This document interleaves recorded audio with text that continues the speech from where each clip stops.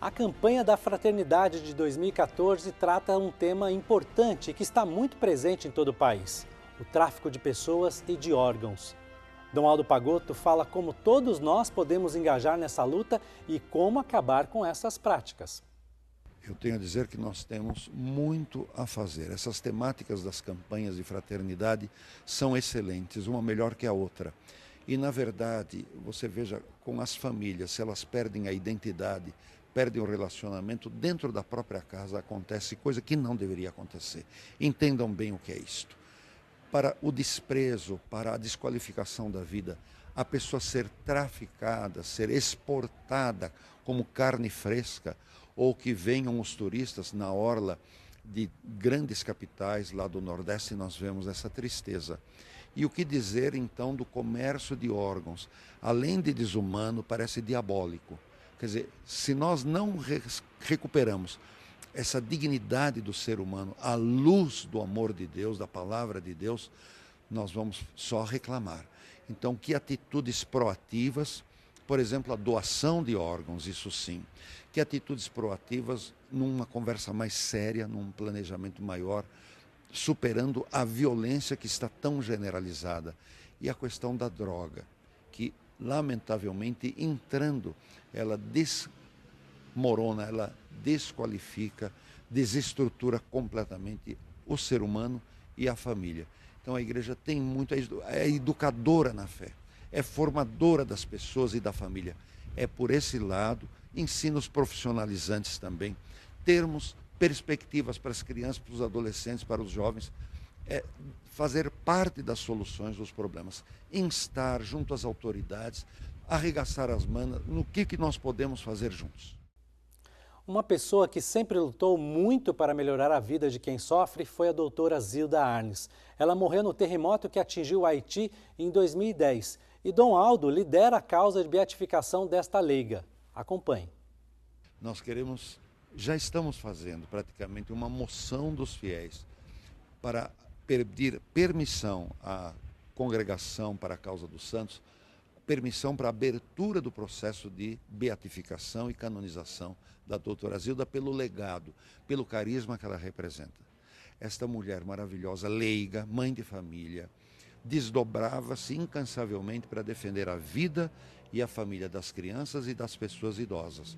Então, mais do que justo, completando 5 anos em janeiro de 2015, a partir de então, deflagrar esta ação, esta moção de fiéis pelo processo de reconhecimento das virtudes heróicas e deste legado inestimável que atrai tantos voluntários e voluntárias para atuar nas 2 grandes pastorais que ela fundou, a pastoral da pessoa idosa, a pastoral da criança. Mesmo porque muitas crianças estão vivas hoje graças a esse trabalho que foi iniciado pela doutora Zilda. E nos bolsões de maior pobreza, as nossas atividades estamos presentes em 4.000 dos 5.000 municípios brasileiros, nos lugares mais distantes. E, no entanto, nós precisamos de mais voluntárias também.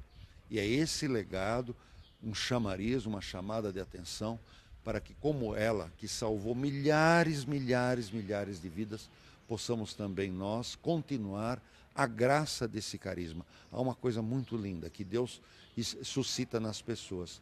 Elas pedem à igreja, podemos viver isso, essa parte do Evangelho, depois de grandes frutos, é a igreja quem pede. Doutora Zilda, viva isso, a igreja precisa de você, o reino de Deus precisa de você, o mundo precisa de você. E da continuidade. E ela era muito sábia, eu ouvi várias vezes da boca dela o seguinte, que não bastava ela, e o dia que ela faltasse, era preciso deixar muitas lideranças para ter a garantia de continuidade. Quer conhecer um pouco mais sobre a doutora Zilda? Então acompanhe um trecho do programa Ação Nacional. A jornalista Karina Botião visitou a Pastoral da Criança em Curitiba e conversou com o Nelson Arnes, filho de Zilda Arnes. Ele conta um pouco sobre a vida da mãe. Ela nasceu em 1934, em Forquilinha. Forquilinha é um município recém-criado, com 25 anos, saiu de Criciúma, no sul de Santa Catarina. E uma característica que foi o pai dela que, junto com outros, fundou esse município. Saíram de uma região de muitos morros, para onde os alemães foram, né? E que o pessoal brincava que para plantar naqueles morros tinha que plantar com espingarda e colher com laço, né? Porque é tão difícil. E então ele pegou essa área plana, né, na beira do rio Mãe Luzia, e fundou essa cidade. Família de pioneiros, né? Era uma família humilde? Então, família trabalhadora. O pai dela tinha a 4ª série, mas era um empreendedor já para a época, tinha as suas fábricas lá de queijo, de coisas, olaria e tal, que ele foi construindo, né, para o desenvolvimento desse município. Zilda Arnes Neumann teve uma infância simples em Santa Catarina. Uma das distrações era acompanhar a mãe, que atuava como uma espécie de agente de saúde na época.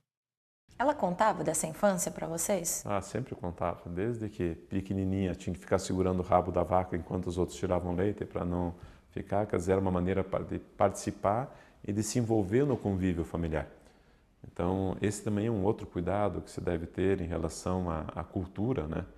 Porque, às vezes, a obsessão de que a criança tem que ficar afastada da família enquanto a família está fazendo o seu dia a dia, o pastoral da criança fala que não, se a mãe está lavando a roupa ali, põe um paninho em um potinho d'água e a criança brinca também de lavar o seu paninho, aprende na convivência, né? Assim como a mãe falou que aprendeu lá no tirar leite, os outros fazem nessa atividade diária.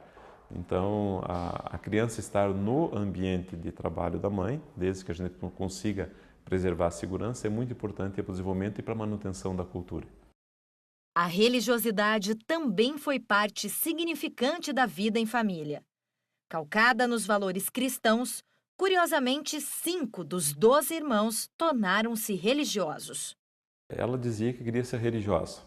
Até quando meu pai foi pedi-la em namoro, ela ficou em dúvida para responder, porque ela queria ser freira e tal. Mas, e a dúvida também, todo o resto da família praticamente foi professor, né? Com exceção de 2 engenheiros. E, em 13, né? Um dos irmãos é o cardeal Dom Paulo Evaristo Arnes, arcebispo emérito de São Paulo. Dom Paulo foi quem apoiou Zilda Arnes na decisão de cursar medicina. E ela resolveu fazer medicina. Até Dom Paulo conta que o pai dela, meu avô, né, foi resistente, porque não era uma profissão para mulheres, né? Mas a mãe dela era parteira, usava as plantas medicinais, fazia as coisas na comunidade e ela quis. E quando Dom Paulo, então, voltando da Europa, onde ele fez o doutorado, ainda padre, né, conversou, pai, mas olha, lá na Europa agora as mulheres já fazem, isso já é uma profissão do futuro. Teve um papel importante aí. Salvo engano, eram 4 ou 6 mulheres em uma turma de 60, 80 na faculdade na época, né? De volta a Dom Aldo Pagotto, ele ainda compara as atitudes da doutora Zilda com as do Papa Francisco. Veja. Ela não gostava de gente em gabinete. Tanto que a casa dela era um avião. A casa dela era chá de banco, que ela tomava chá de cadeira, mas ela não sossegava, tanto que deu a sua vida naquela forma inusitada, mas sempre propagando e defendendo a vida e a esperança. Para conhecer mais sobre a Pastoral da Criança, acesse o site pastoraldacriança.org.br. O Momento Brasil termina aqui e obrigado pela companhia. Até semana que vem.